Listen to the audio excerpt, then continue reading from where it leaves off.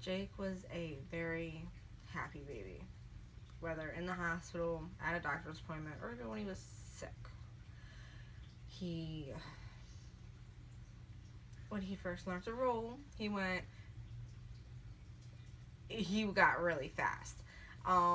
He we started having to block off the walkway to the kitchen because he kept going to the kitchen. Um, he had a arm on him. He could throw any toy he wanted to, and he liked to aim for people's heads.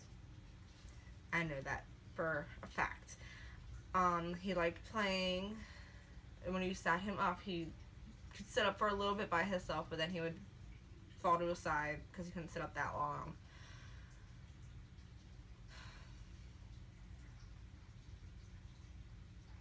He liked to yell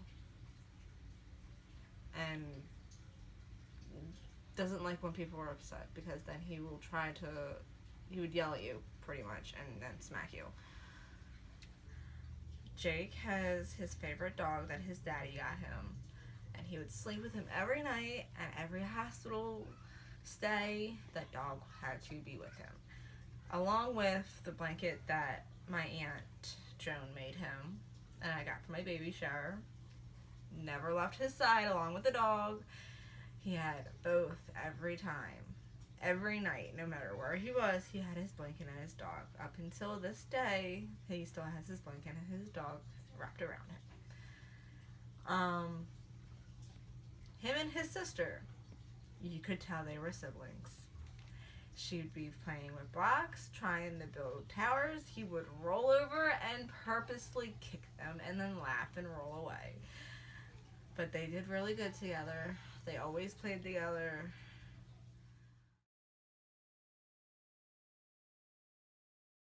So essentially, what it is, it's when he was born, there was something going on with the pregnancy or with the delivery itself, and with the delivery having its issues, they went and did a full body X-ray to see if there was any complications, make sure nothing went wrong. As they checked, they just noticed some things in the X-ray didn't completely think it was nothing serious, so they kind of let it go because it wasn't major. I guess it was, you say, shadows in the X-ray. His pediatrician noticed that there was something not right. Thought that he was having more issues than he wasn't having due to the way his bones were growing and the way his abnormalities were coming into play. They thought there was something else going on that they had no idea of why it was happening. So upon further testing and what I could say was probably months worth of testing, they come to the conclusion they actually brought it down to, let's get genetic testing done because we can't find nothing. Upon going to the the genetic doctor, they found out that that's what it was. After that, throughout him growing, after we found out what it was, we found out his immune system was weakened. He had issues breathing. His hands would claw. His chest was barreled, I would say. There was abnormalities in the facial features, and in particular case, he also had another gene that kind of counteracted with the mucolipidosis. So for the things that would normally he wouldn't have or wouldn't be able to do, he still had coming in and was still being able to do, but it wasn't enough to actually overcome the disease itself or the disorder itself. So with most kids with ISL, they have the really thick gums, they don't get teeth, stuff like that. Their mobility is very limited. He was more mobile than most. He had most of his, if I'm not mistaken, almost all of his teeth at the time that he was supposed to have them. He was able to, like I said, the mobility. By the age of about 2, he started getting the real bad claw under the hands. But up until then, the only real major issues was he had the issues with his leg where he would do the pigeon toe thing and he would do the when we had him trying to walk. It was steady toes, stuff like that. So we did have to go out with him and get the little foot braces to try to keep his feet flat. And with his back, it wasn't necessarily a hunchback, but it was a curvature of the spine. It wasn't really twisted, but it was definitely configured, and we had to do the back brace to help with that as well. So that was more about a year and a half we started working with that stuff to try to, because of the other gene that was counteracting it, made things kind of confusing for all of us, the doctors as well. And that's why there was so much back and forth of what we were trying to do, because what he was able to do, we were all hopeful that it was going to be more than what most other kids were able to do. So we fought with that, and everything was going, for the most part, okay. We did know that he had issues with the one valve in his heart was irregular. He had irregular heartbeat, and like I said, with his breathing at night, he had low oxygen levels, so he was actually on like the CPAP, the oxygen. We had to keep a pulse ox on him at night. Caused the scar on his nose, so as you'll see in some of the pictures and all that, the little red mark is not from the disease itself. It's from the mask that he had to wear to keep his oxygen levels up and to keep him with breathing at night. With having that, we had to do the pulse ox to make sure his pulse and his oxygen levels stayed right. And like I said, so we knew there was more than just the physical abnormalities with the disease and with everything. Most kids, in most cases, they usually say it's about 10. They have a lifespan of about 10 years. We were told due to his weird gene that they have not a clue.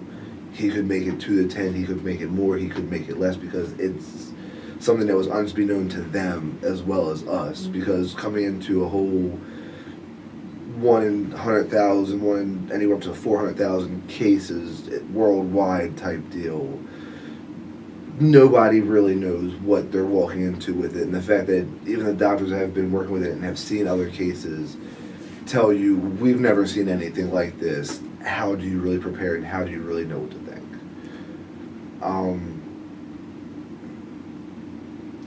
Towards the end of everything, I don't want to say it got worse, but he definitely did start showing more issues and more. Listen, the hands started clawing a lot worse. The mobility kind of went down a little bit. He was having more issues getting his arms past like here. I don't want to say things were going downhill, but things definitely did start getting a little bit harder to maintain and work with, and trying to figure out what steps we could do to help him. It wasn't the fact that it seemed like he was in pain, because he's, you know what I'm saying, from what we saw, it wasn't that he was in pain. He was still a happy-go-lucky kid. He was still doing the movements he was doing. He was still as active as ever. It wasn't like he was having, it was just getting to where he was having a harder issue with it. And up until then, we were always in and out of the hospital due to immune issues, because of that's what ISL affects. It affects the immune system. It affects the genetic code. It affects the way the body looks. It affects pretty much everything. And with the immune systems being down like that, it was like every other week we were in the hospital, if not every weekend. We knew almost every doctor at St. Agnes University, Hopkins. We knew 99.9% of them by name. Like, we would come in and they're like, oh, hey, we haven't seen you in a week. I'm glad everything's doing good. Why are you back in here, type deal. Not saying that we didn't meet some amazing doctors, and especially for peds, I recommend some of these hospitals all the way, because yes, they went above and beyond everything for it, but that's, you know what I'm saying, that's besides the point. But they definitely did work with us, helped us out a lot, and kind of walked us through the steps and helped us get to where we were with him. They put us, was it the hospital, or was it REM that put us through with was it the Children's Guild with the therapy? It was Infants and toddlers. Infants and toddlers came through, and we started working with them and had a couple amazing physical therapists, speech therapists, occupational therapists.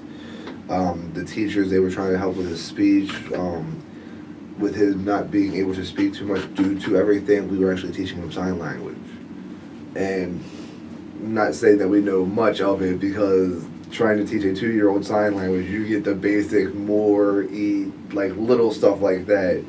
So it didn't get too far into it, but it definitely was, he was learning and still doing things. It was a learning experience for us, and they helped us through everything. They helped him with the muscle movements. They're trying to get him to roll. They're trying to get him to crawl. So it definitely was a lot involved with getting him there. It's just, yeah. What was some of Jake's eating habits? He liked his puffs. He had issues picking up the cereal and the little puffs, but he had occupational therapy to help out with that. We tried solid foods, but with his swallowing issues that he discovered at the swallowing clinic, he couldn't swallow very well.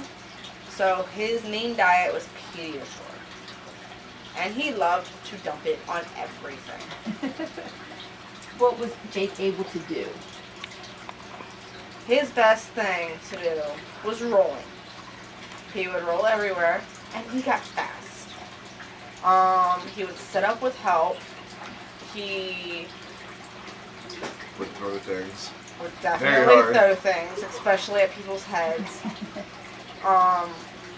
He can lift his head up from his stomach when he wanted to, but when he learned to roll, belly time was no longer an issue because he would not stay on his stomach. He was more into laying on his back or his side. Okay, for Katie, how did you handle the diagnosis once you found out?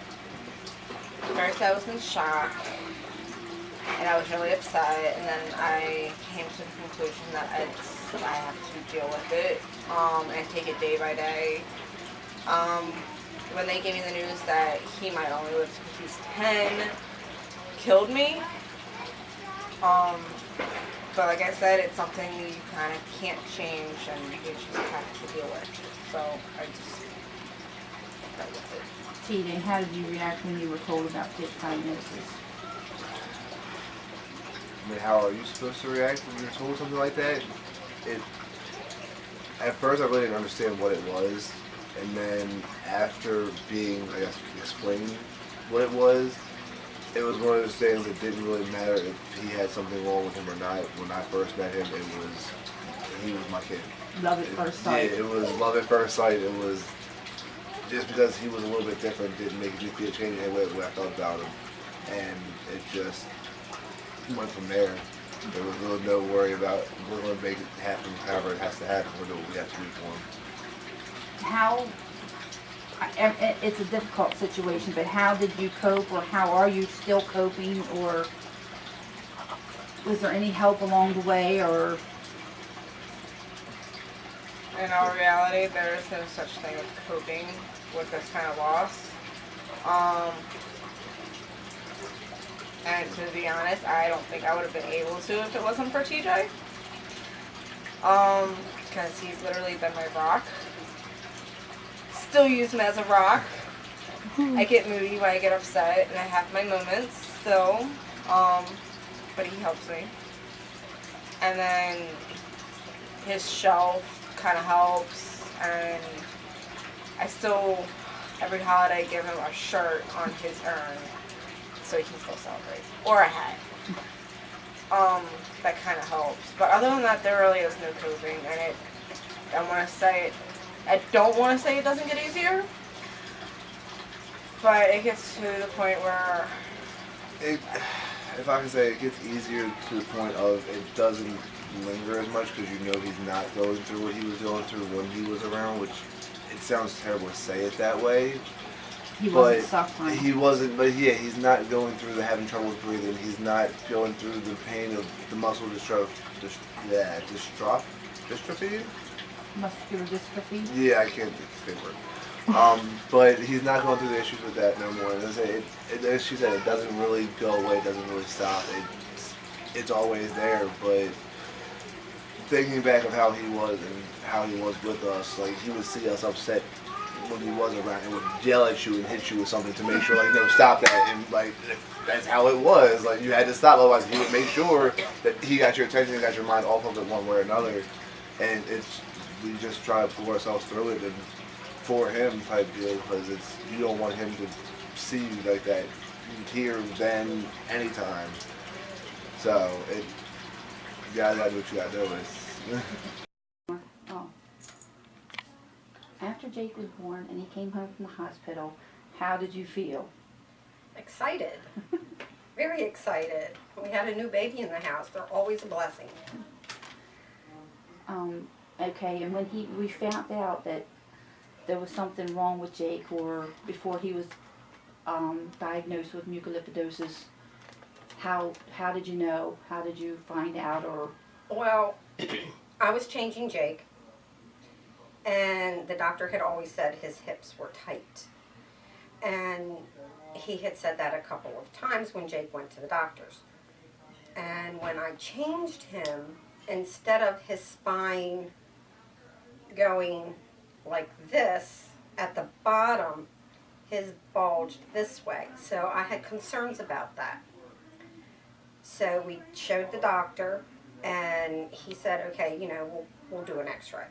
So we did. And the next day, Katie called me at work, and she said that Jake had broke both of his femurs and that they were starting to heal already. Well, we totally lost it because we had no idea what happened. He hadn't been dropped or anything like that. So he went to Hopkins, and they said he had a condition.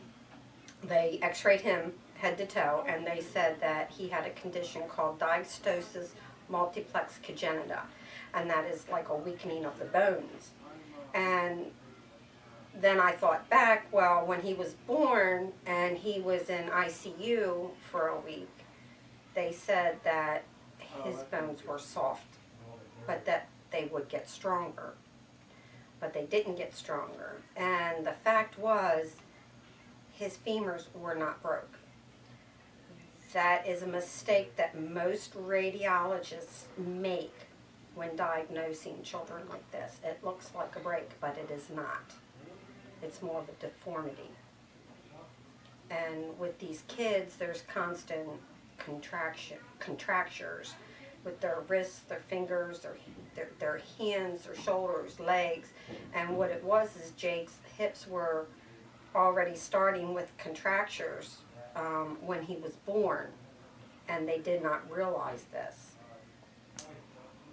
so there was a lot of struggles then as he was growing older with the, I don't want to say abnormalities, but the difference that you could tell. He had you could tell. restrictions, multiple restrictions. He had foot drop. His muscles were very, very weak. He sat up if you sat him up for a few weeks, but then he couldn't do it anymore. He did okay drinking a bottle, but as far as eating food goes, he only did that for a little while as well. He couldn't roll over until, I don't remember how old he was, but it took a long time, and then that's all he did. He wasn't able to sit up by himself. The only thing he could do was roll, and he did that very well. With the sitting up, I think in one of the earlier statements that we have, that with this disease, it also causes the organs to enlarge. That's probably... Your organs grow, they enlarge, but their bodies stay like babies. So it puts pressure on the other organs. That's why it was hard for him to sit up. And it affects their airways. Their airways are pencil thin. So intubation with these children is so risky, because there's always that chance that once they're intubated, you can't expedite them. You just can't, because their airway swells sometimes and it will close up. So some of the children that have ICEL end up with tracheotomies and on ventilators. And then, of course, they can't eat and they have G tubes for that because they can't eat anymore. Now, Which causes risks for infection around the site and the stoma because that gets irritated. So one thing just actually rolls into another, and that what makes it so devastating because once one thing happens, it's like cause and effect. Something else goes on. But as they grow, the disease takes over and they can't do things anymore. Jake could never sit up, so we had to buy a seating system for Jake. It was extremely expensive. It was $1,500 just so he could sit up, but it was also used for therapy when his physical therapist came out. And when Jake passed away, we donated it to a family in Pennsylvania that still had it, and they use it for their girls. They have 2 girls with ICEL. okay, we know Jake on a personal level, but seeing him as a baby, you would never think. That something was wrong. Jake didn't have a lot of the characteristics that some of the kids did. He didn't have the really coarse facial features. He did have the thickening of the gums. He did have that, but when you look at him and you look at his hands and his feet, and he had the barreled chest, you knew. So more so when the clothes came off, you saw the characteristics of the disease.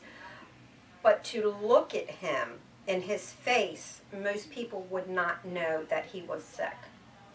And plus, he was always a happy baby. He was always a happy baby. We made a point to let him do whatever he wanted and let him know that he was loved and happy, and we tried to let him experience life to the best of his ability. And there was lots of struggles with hospital visits constantly, in and out, stays. Yes, in and out of hospitals.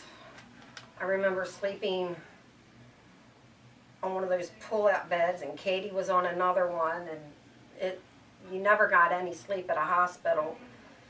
He would get so sick sometimes, and we prayed. I know I prayed that he would never ever have to live on machines, and God granted that prayer, because I didn't want him to live on vents and G tubes and things like that. I wanted him to be happy and roll around, and he died suddenly. So that was a blessing for Jake. And he didn't suffer. No. He was sick in the end. He had gotten pneumonia, but he didn't suffer. The doctor said his heart gave out because he had a bad heart. He had multiple murmurs and leaks, and so it did affect his heart. He had enlarged liver. His lungs were affected. His airway was affected. So, plus other things. But he fought every time he was in the hospital, and he always came back. And most of these kids do. They fight and they fight and they fight to stay alive. And they do really well. And then just, boom, within hours, sometimes they get sick and that's it. If they get a common cold, that can put them in the hospital for weeks. Just a common cold. So we had to make sure everything was germ-free, constantly cleaning things, and keeping them away from everybody. If they had a sniffle, they weren't allowed over. Now, after Jake passed away, you joined a foundation on Facebook. I did. It was the Josh Gandhi Or did it start out? Actually, it started out when I was researching, doing lots and lots of research on the disease. And I came across a group, Support for ICEL, who, a wonderful lady, Pauline Dover, she started this. She has a little girl named Amber, and she's still with them, but she started a support group. And that support group is now all over the entire world. I talk to people in Australia, Russia, everywhere, Canada, Newfoundland. I talk to people that have symbols for letters, and you have to hit translate. We are always, always there for each other. And children with ICEL, you can't get life insurance on them. And when Jake passed away, of course, we had put everything into this. You know, all the monies that we had. There was a fundraiser that we did at the firehouse, which we got a few thousand, and at one point when he was first diagnosed. And then my brother talked to his friends. His friends owned Nabs Creek Dock Bar and Grill, and they put together the hugest fundraiser for Jake. They had so much there. Silent auctions, 5 bands, anyway. Dana and Dave Ferreira are the owners. They were amazing, and they are still in our lives. They've become family, as well as the rest of the people that helped us. But that money was used for things that Jake needed, because Social Security doesn't pay for everything, and his medical insurance didn't pay for everything. So when Jake passed away, this support group chipped in, and within 24 hours, we had, it was either $8,000 or $10,000 in 24 hours. That so many people, not just in the support group, but out of the support group, pitched in, and we were able to provide the funeral that Jake deserved. He was entering a whole new world, from ICEL to a world of no pain, and he deserved a good send-off. And without the support group, he would have never, ever had that, and I will forever be grateful to them for this.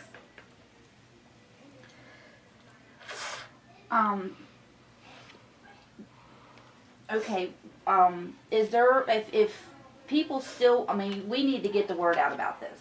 Yes. I mean, it is such a rare thing. We need to get the word out. You also speak to a lady with the Yash Gandhi. Yes. Okay, this is a foundation where you can raise money Yes, the Yash Gandhi Foundation. for these children. Yes, the Yash Gandhi Foundation is a nonprofit support foundation that donates everything to research for these children. They have 5K walks. They have their website that you can just go on there and donate. They've raised thousands and thousands and thousands of dollars to donate to Dr. Street, who is doing the research.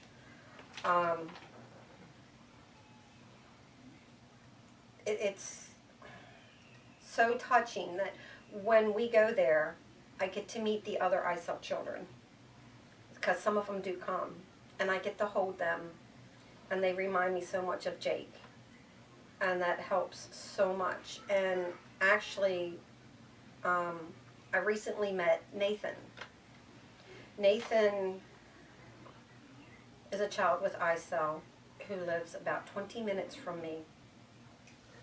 And he was sick in the hospital and I went to see him.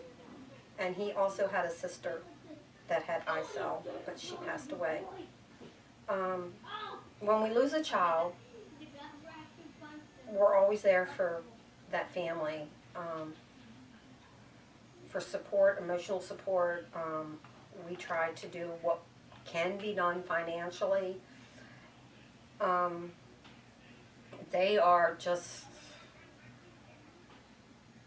these babies are so precious. They're just so full of love, and they get so much love.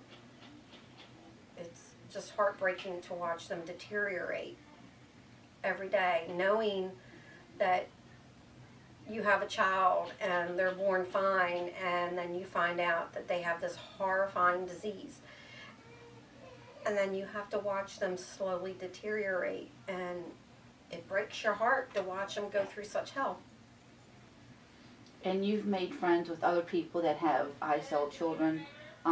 We have a lady that we're going to interview, Trish Doyle. She had 2 children as well. Trish Doyle, I know her Yeah. very well. I know. She's an amazing lady. Yeah, we're going to interview her and speak to her. But like I said, there's more than more children than I expected to Yes. be out there with this disease, and we definitely need to find a cure. Yes, I had the honors of meeting Mikey and holding him, because I went to Trisha's wedding and I got to meet Mikey. And he was just 16 pounds, and he was 8 years old. He just was the light of the whole thing. He was just amazing. He was adorable. I've seen his videos. I watch him all the time, and he just brings a big smile to my face. He does not, he was happy. Yes, I just loved him to death. Mm-hmm. Can you give us some more information on who to contact, a website, or anything that we can go under so we can get some donations coming in? We need The them. Yash Gandhi Foundation. It's www.ygf,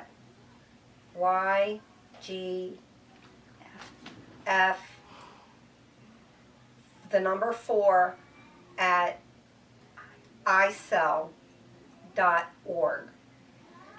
Now, ICEL is short. The technical name for it is mucolipidosis 2. And there's many forms of, there's mucolipidosis 2, but there's mucopolysaccharidosis, there's multiple MPS diseases. When the geneticist talked to us,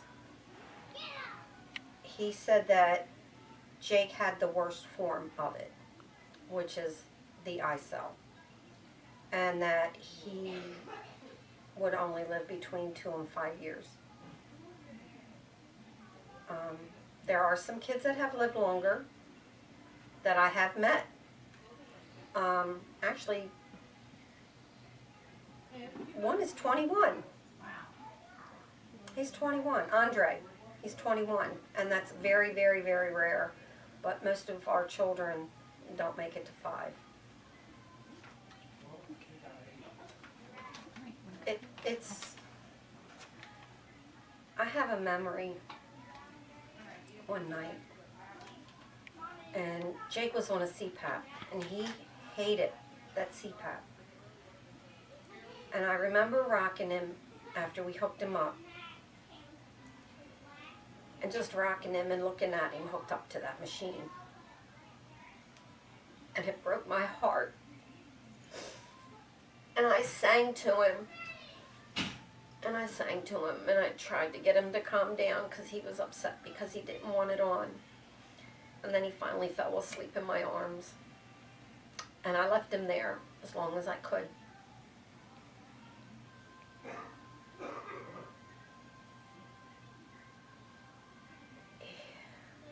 I love him, and I miss him.